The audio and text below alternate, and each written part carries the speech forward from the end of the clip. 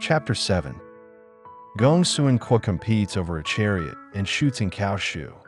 Gōng Zicue offers flattery and betrays Duke Yǐng.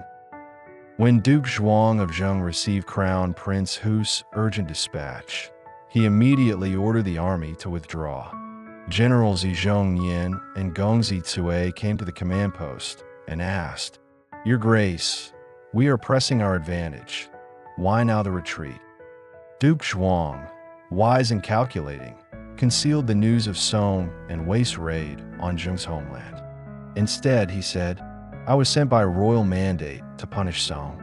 With the mighty armies of Qi and Lu beside me, we have seized 2 cities, a sufficient measure to fulfill the demands of justice.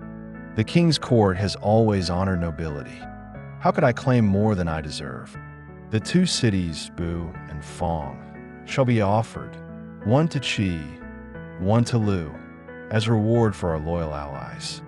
I shall take nothing for myself." Zhong Yi humbly replied, "By royal order, our state marched swiftly to join this cause. The campaign was our duty, not done for reward. We dare not accept land for such service." After repeated refusals, Duke Zhuang declared, "Since you will not accept the land, let both cities be granted to Lu, a gesture of thanks for Gōng Zicue's valiant assault at Laoxiao." Gōng Zicue made no objection and bowed in gratitude. Other generals were assigned to split and guard the 2 cities, leaving that matter settled. Duke Zhuang then lavishly rewarded the allied armies. Before departing, he held a solemn sacrifice and oath ceremony with Zhong Yi and Gōng Zicue. "May our 3 states aid one another in adversity. In future wars, each shall offer troops and chariots in support. If this pact is ever broken, may heaven strike the betrayer." Meanwhile, Zhong Yi returned to Qi and reported to Duke Xin, recounting the details of the conquest of Fong. Duke Xin remarked, "At our Shiman alliance, we swore to act as one in times of trouble. Though land was taken, it should rightly be returned to Zheng." Zhong Yi replied, "Duke Zhuang declined it. Both captured cities were gifted to Lu." Duke Xin of Qi was deeply moved, praising Duke Zhuang for his magnanimity and high virtue. Back in Zheng, Duke Zhuang led the army in retreat. Halfway home, he received new intelligence from the capital. Song and Wei have redirected their forces toward Dai. Duke Zhuang chuckled, "I expected no better. Those 2 are powerless to harm us. But look at Kong Fujia. He knows nothing of warfare. They failed to protect their lands and now lash out elsewhere. Let me devise a plan to bring them to heel." He issued orders to 4 commanders, dividing the army into 4 units, each with its own coded orders. They were to march toward Dai, traveling in silence, drums muted, instructions sealed. As Song and Wei forces united to assault Dai, they further enlisted Tsai troops to join the siege, hoping for swift victory. Suddenly, alarming news came. Zheng has dispatched General Gōng Zilu with reinforcements. They've encamped 50 li from the city. Right Chancellor Cho scoffed. "Gōng Zilu, that's the one defeated under Shi Huang. He can't hold a line. Why fear him?" Moments later, another report arrived. The ruler of Dai has welcomed Zheng's troops into the city. Kong Fujia groaned. "This city was ours for the taking. Now, with Zheng's help, we're dragged into delay again. What do we do?" Cho replied, "Now that Dai has reinforcements, we must expect them to sally forth. Let's ascend the battlements and observe their movements before preparing our next move." The 2 generals climbed the ramparts, gesturing and discussing tactics. Suddenly, thunderous drums sounded and a burst of fireworks echoed across the air. The city walls were now covered in Jing banners, and atop the battlements stood Gōng Zilu, fully armored, leaning on the outer rail and shouting proudly, "Thanks to the strength of your combined armies, my lord has claimed Dai. We extend our gratitude." But the truth was even more cunning. Duke Zhuang himself had entered the city in disguise, riding in a war chariot beneath false pretenses. Once inside, he expelled Dai's ruler and absorbed the garrison into his own forces. Dai's defenders, weary after days of battle, had long feared Zheng's reputation. No one dared resist. A city passed down for centuries now fell into Zheng's hands with scarcely a fight. As for the displaced ruler of Dai, he gathered his household and fled westward toward Qin, abandoning his ancestral city. When Kong Fu Jia saw that Duke Zhuang had seized Dai without resistance, he was filled with rage. He flung his helmet to the ground and shouted, "From this day forward, I shall never coexist with Zheng." Right Chancellor Zhou warned, "This man is a seasoned commander. He'll surely retaliate. If we're caught between Zheng forces on both sides, we'll be doomed." But Kong Fu Jia scolded him, "How can you be so timid?" Just then, word arrived. Zheng's army has issued a challenge for battle. Kong Fu Jia accepted immediately, scheduling the fight for the next day. At the same time, he coordinated with Cai and Wei, instructing all three armies to withdraw 20 li to avoid friendly fire. His forces camped in the center, flanked by Cai on the left and Wei on the right, each within 3 li of one another. Barely had the camps been built when a blast of cannon fire erupted behind them. Flames lit up the sky, and chariot wheels thundered in the distance. Scouts rushed in. Zheng's army has arrived.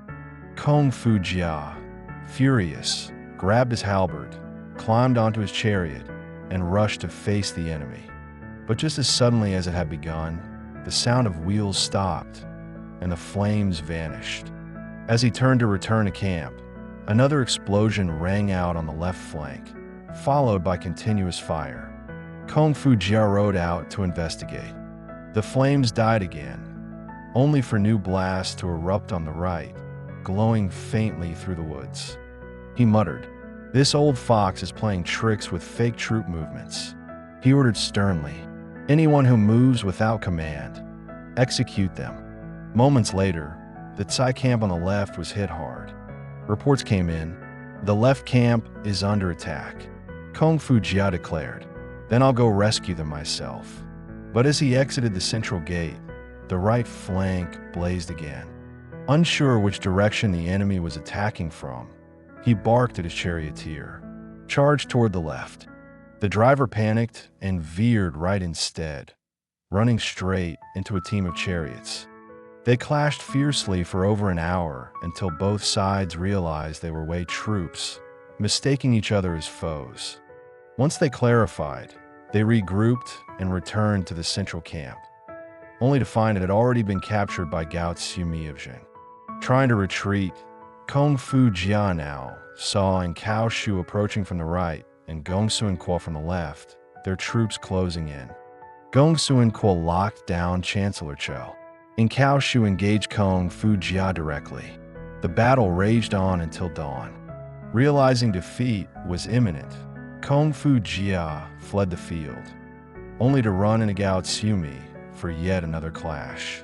Abandoning his chariot, he escaped on foot with barely 20 men. Right Chancellor Zhou was killed in action, and the entire coalition's chariots were seized by Zheng. All the livestock and supplies they had plundered from Zheng's countryside were reclaimed. Thus ended another brilliant stratagem by Duke Zhuang. The court historian composed this verse. Though victory and defeat had not yet shown, Duke Zhuang's genius was like divine wind blown. Just as the clam and crane lock jaws in fight, the hidden net reaps all in swift delight. Having taken Dai and scattered the combined armies of 3 states, Duke Zhuang of Zheng returned in triumph, his war chariots loaded with spoils. To honor the victory, he hosted a grand banquet for all his generals. The officers toasted in turn, offering praises and ceremonial wishes for long life. Duke Zhuang, visibly pleased, lifted his wine and poured a libation upon the ground, saying, "Thanks to heaven and the spirits of our ancestors, and to your strength and loyalty, Our campaigns are invincible. I now command armies as mighty as any grand minister of old. Does this not resemble the authority of a regional hegemon?" The ministers responded with cheers of 10,000 years. But in Cao Shu remained silent. Duke Zhuang turned and fixed his gaze on him. And Cao Shu stood and said solemnly, "My lord, such words are unwise.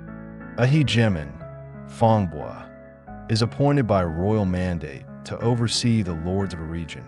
His commands are universally obeyed, his summons never refused. Yet your grace claimed the king's name to accuse Song without the Son of Heaven's consent. When calls to arms were issued, Cai and Wei sided with Song, and Ge and Shu openly ignored the summons.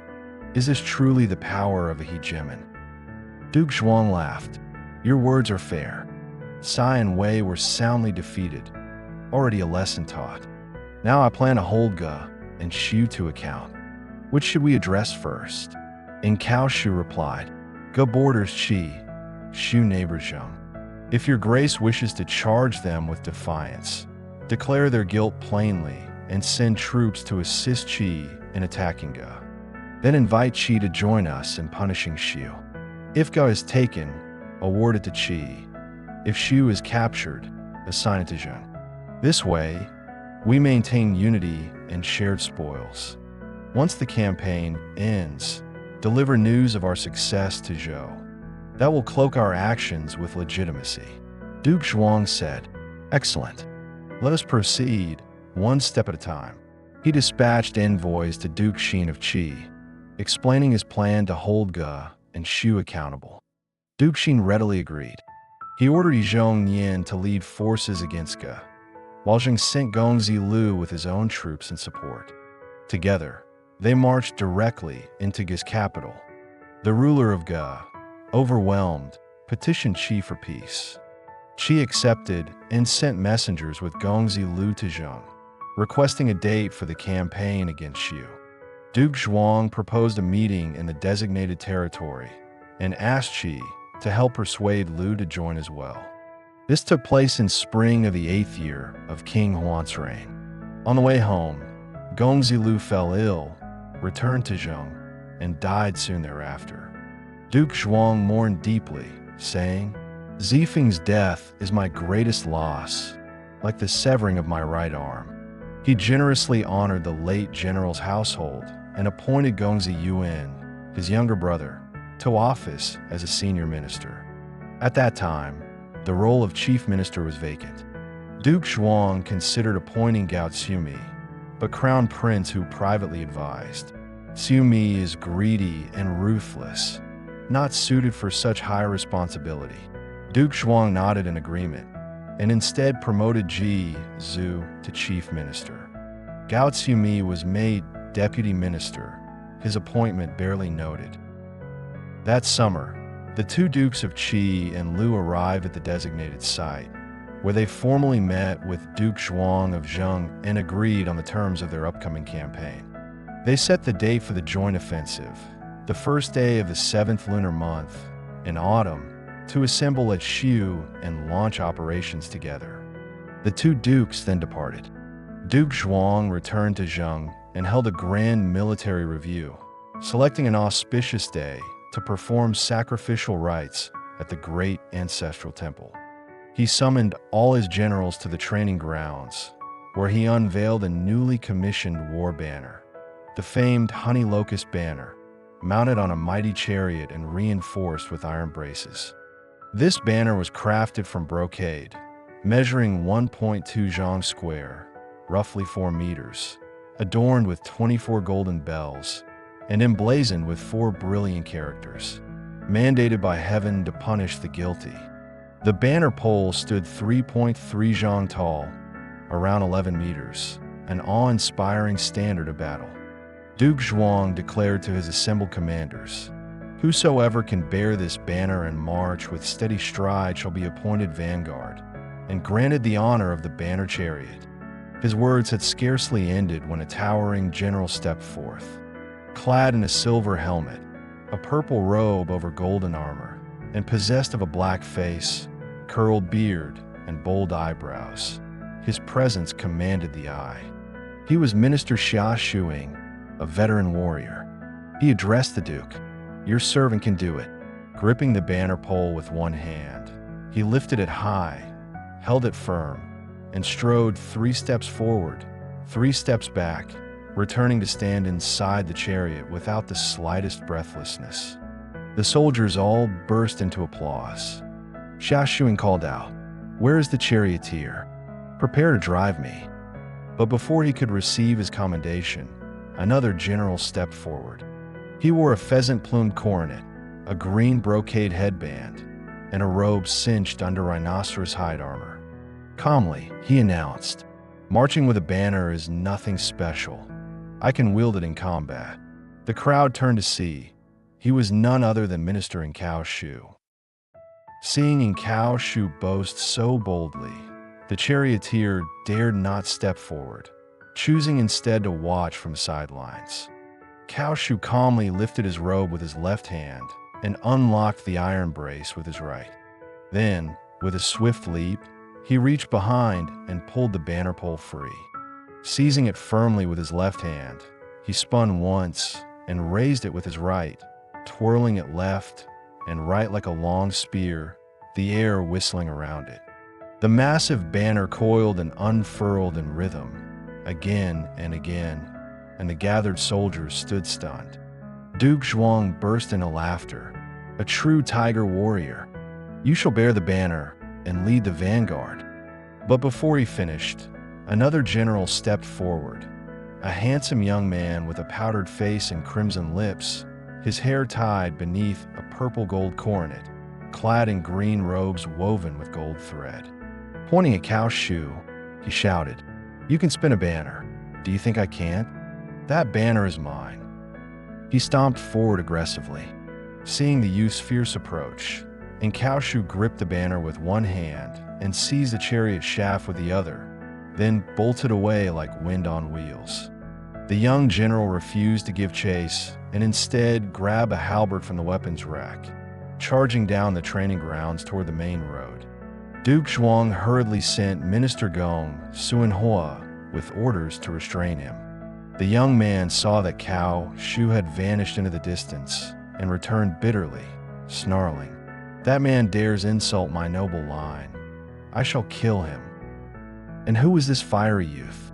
He was Minister Gōng Suanhua, styled Zidu, a royal clansman famed as the most handsome man in Qing. Indeed, Mencius once said, "He who has not heard of Zidu's beauty must be blind." Such was this man.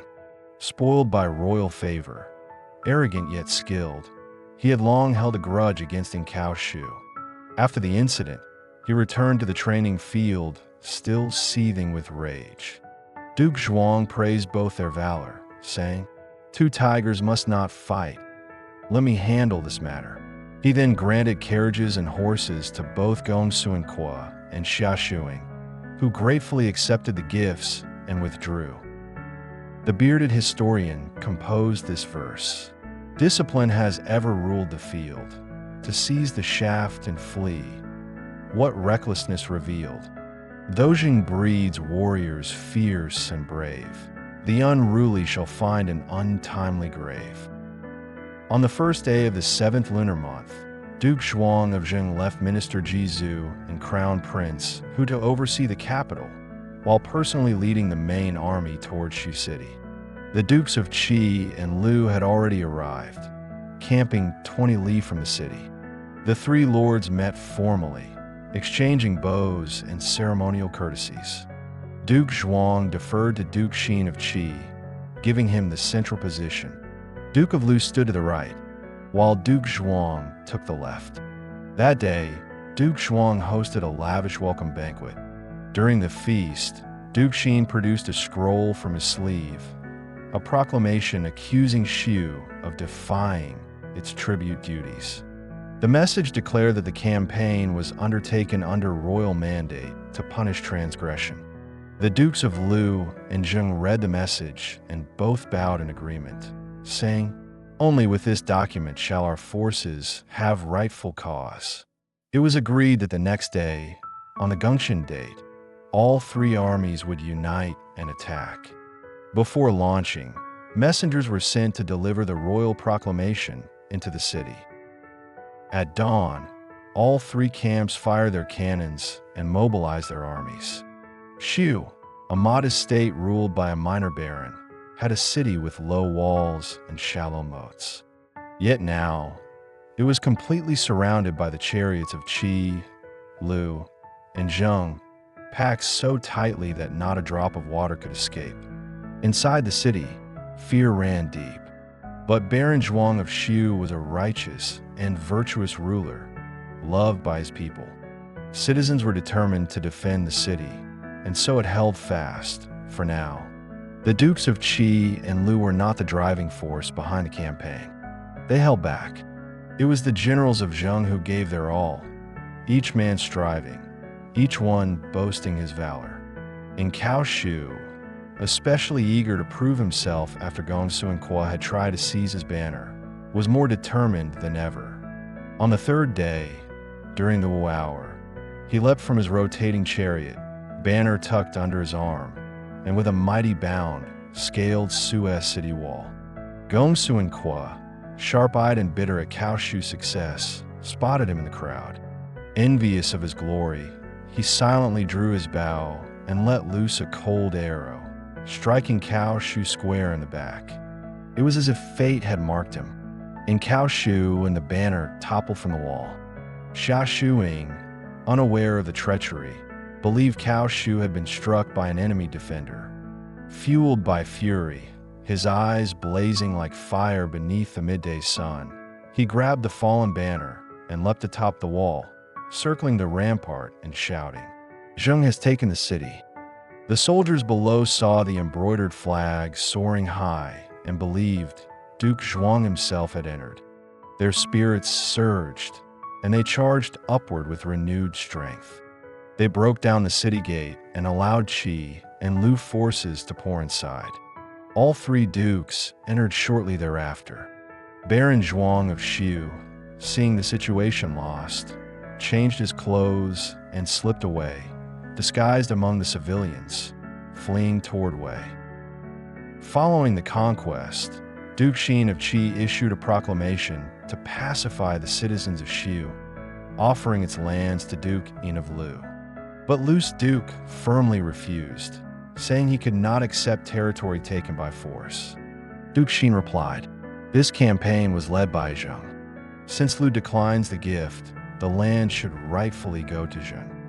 Duke Zhuang of Zheng, eager to absorb Shu, saw Qi and Lu politely passing the prize between them.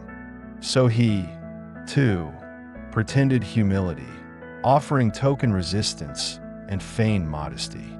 Just then, a messenger arrived, reporting, "Minister Bai Li of Shu requests an audience." He brings a young child with him.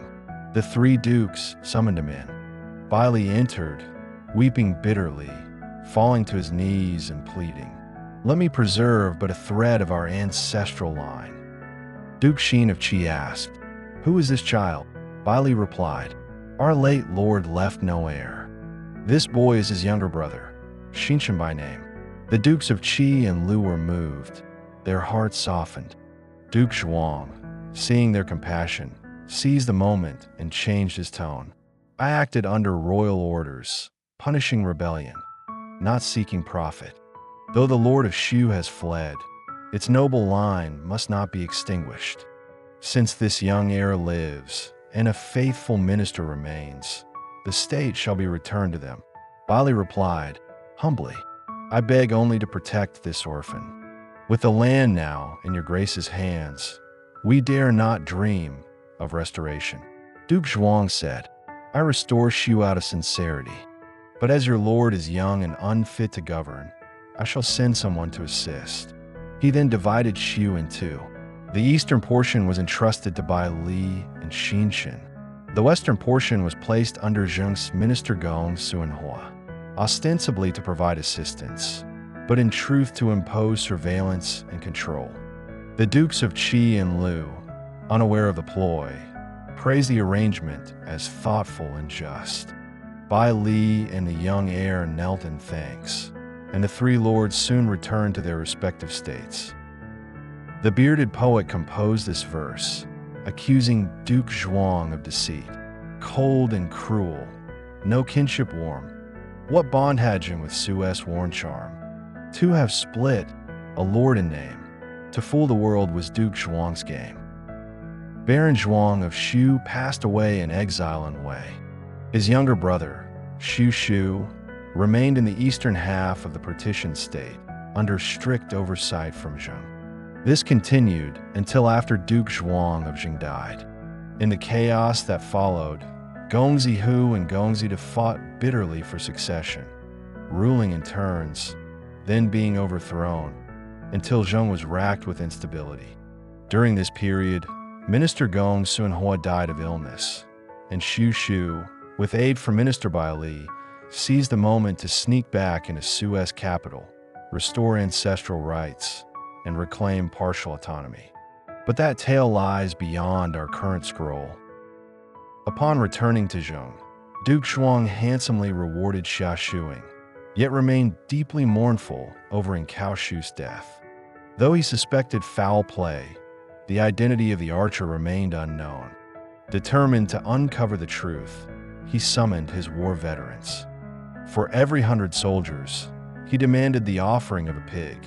For every 25, a chicken and dog, to fuel a ritual curse ceremony led by court shamans and scribes. Throughout the proceedings, Gōng Sunhua concealed smirks, clearly unrepentant. After 3 days, when the ceremony was nearly complete, Duke Zhuang personally led his ministers to witness the final rites. Just as the cursed document was set aflame, a wild-haired, ash-covered man appeared, rushing before the Duke. He fell to his knees, sobbing. "I was in Cao Shu, first to scale the walls of Shu. What crime had I committed? The traitor Zidu, Gōng Sunhua, jealous from our chariot quarrel, shot me down with a cold arrow. I have petitioned the gods to let my soul collect its due. Your grace remembered me. Your kindness reaches even the underworld." Then, the man thrust his hand into his throat, where blood spouted like a spring, and he died instantly. Stunned, Duke Zhuang recognized him as Gōng Sunhua, a close attendant of Gōng Sunhua. Only now did truth surface.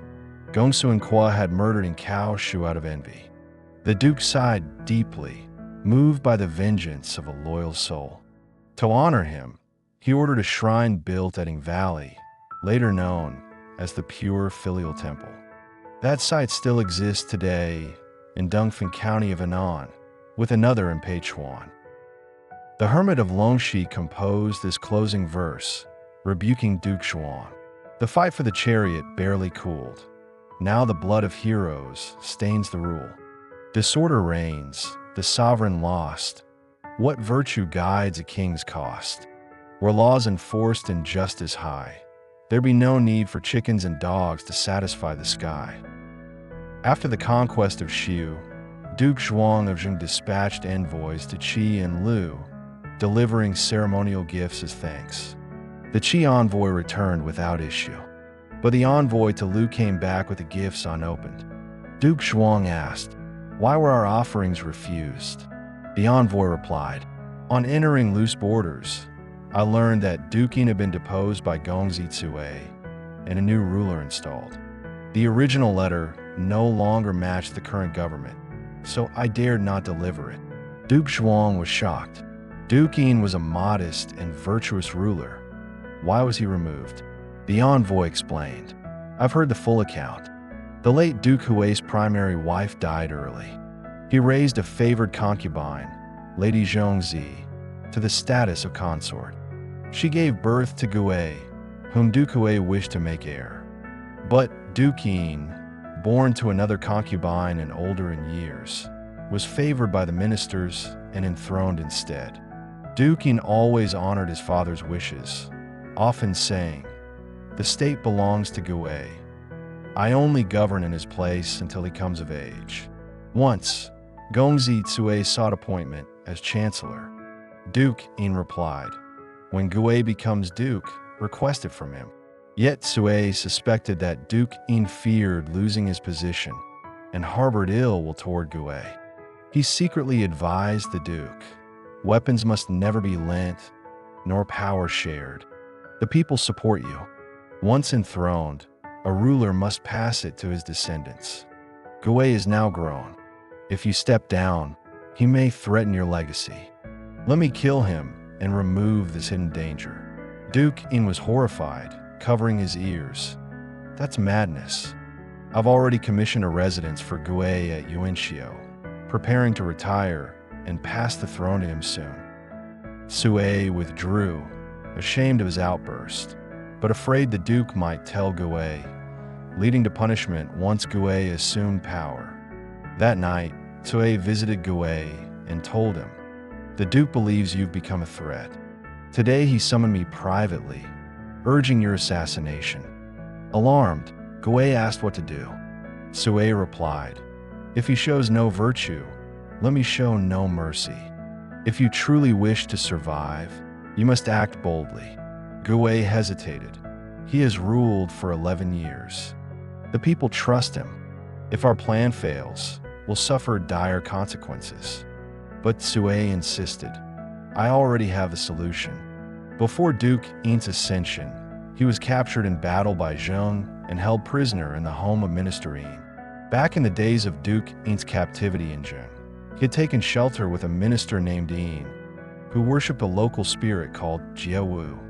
Secretly, Duke Yǐng had prayed for safe return to Lu, and after a favorable divination, he confided his escape plan to Yǐng. At the time, Yǐng had fallen out of favor in Zhou, so the two escaped together. Out of gratitude, Duke Yǐng built a temple to Jiawu outside the city walls, and every year during the winter month, he would personally visit to offer sacrifices. According to plan, he stayed at Minister Yǐng's residence during these ceremonies. Gōng Zitsue explained his plot to Gui. "I've already dispatched warriors disguised as servants to that household. The Duke will not suspect a thing. Once he sleeps, one assassin is enough." Gui hesitated. "The plan may work, but how will we clear our name?" Sui answered, "I've instructed the assassin to flee and place the blame on Minister Xiao. What's the harm in that?" Gui bowed. "If this succeeds, you shall have a chancellor's seat." And so the plan went forward. Gōng Zitsue carried out the assassination of Duke Yǐng. Gui became ruler, and Sui was named Grand Chancellor. To divert suspicion, they publicly blamed Minister Xiao, and though everyone in Lu knew the truth, Chui's power made them too afraid to speak. Later, in Zheng, Duke Zhuang asked his ministers, "Shall we confront Lu, or make peace?" Minister Ji Zhong replied, "Zheng and Lu have always been allies. Better to reconcile. I expect a diplomatic envoy from Lu very soon." Before he had finished speaking, the envoy arrived at the official post. Duke Zhuang sent a scout to ask their intent. The envoy replied, "With our new ruler installed, we wish to renew friendly ties with Qing. Our Duke proposes a formal meeting to swear a lasting alliance." Duke Zhuang welcomed them with honors and agreed to meet in the region of Yue during the 4th lunar month, where both lords would offer blood and swear eternal friendship. From then on, envoys between Zheng and Lu traveled frequently and openly. This occurred in the 9th year of King Huan of Zhou's reign. The bearded scholar, reading this tale, commented, "From the moment Gōng Zitsue claimed military command, ignoring orders and invading in Zheng's name, he had already shown signs of rebellion. His request to kill Gui was dismissed as madness by Duke Yǐng. Had the Duke exposed Sui and punished him in public, Gui would have respected him. But instead, by offering to pass the throne, he provoked ambition and sealed his own fate. Indecision led to ruin." A poem laments the tragedy. The arrogant chancellor, ruthless and bold, walks on thin ice, never feeling the cold. Temples for peace cannot soothe the wrong. Who will speak for justice that's long gone? Another poem mocks the useless sacrifices to Jiawu. The temple at Hurong, built on flight. Yearly rites offered to spirits in night. If Jiawu's soul truly gave support, then thunder should strike Sui where it ought. Meanwhile, Feng, son of Duke Mu of Song, who had fled to Zheng during the late reign of King Ping of Zhou, was still residing there in exile. One day, sudden news arrived. An envoy from Song is coming to Zheng, requesting that Lord Feng return home. They intend to make him ruler. Duke Zhuang of Zheng frowned. Is this not a ploy? What if the ministers of Song have lured Feng back only to assassinate him? Minister Zhizhong replied calmly, "Let us first receive their envoy. If the intentions are genuine, the formal state letter will confirm it. As for what that letter contains, we'll uncover it in the next chapter."